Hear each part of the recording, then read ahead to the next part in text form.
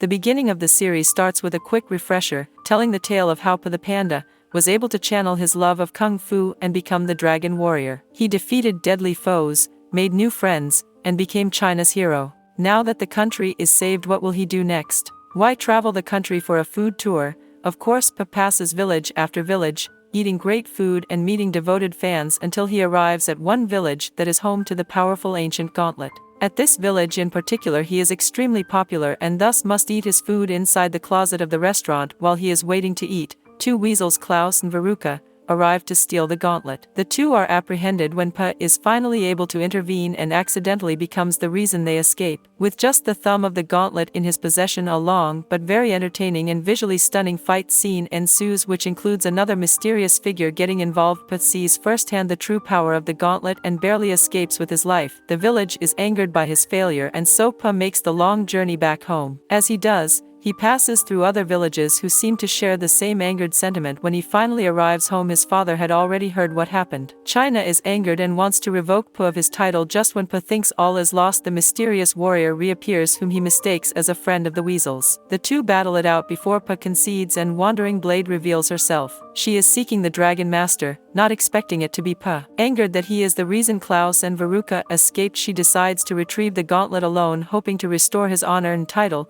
Pa asks to go with her, revealing he possesses the thumb of the gauntlet. She agrees and asks that he meet her at dawn. Even though he's excited to go, Pa somehow oversleeps, and she's gone. However, he makes it his personal mission to find her as the episode comes to a close.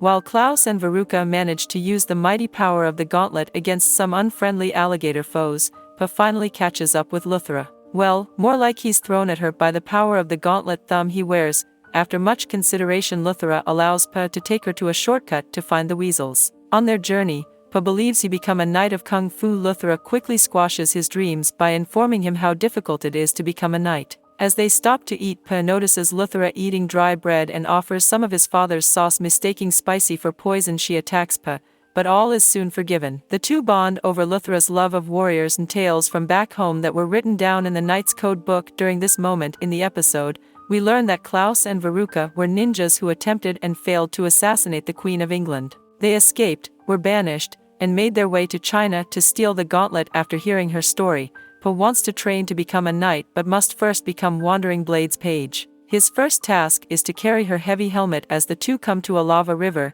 the same one Klaus and Veruca crossed earlier.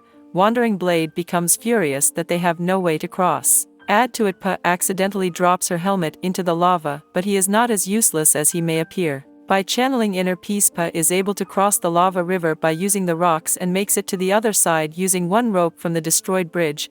Wandering Blade attempts to cross when the alligators return. Pa and Wandering Blade fight them off together, but the alligator leader has his eyes set on her sword, the black steel of Equinox. The battle is far from over, for even after Wandering Blade makes it safely across, they need to escape the alligators, who cleverly use their tails to surf down the lava river. Pa and Wandering Blade reach a dead end and her sword is stolen. She attempts to retrieve it climbing up the mountainside, but failing. Pa finally convinces her that they need to work together to get it back. Just when the two reach the top with the sword, they are attacked by a large horde of alligators. As they stumble down the mountain, Pa manages to save Wandering Blade using inner peace again. Pa is able to leap back from the lava river, fight off the alligators and reach safety. Wandering Blade can see that there is more to Pa than his appearance, but we can't dwell on that. When the thumb of the gauntlet tugs Pa towards a specific direction, in the distance they see the gauntlet being used against a rocky terrain as the episode draws to a close.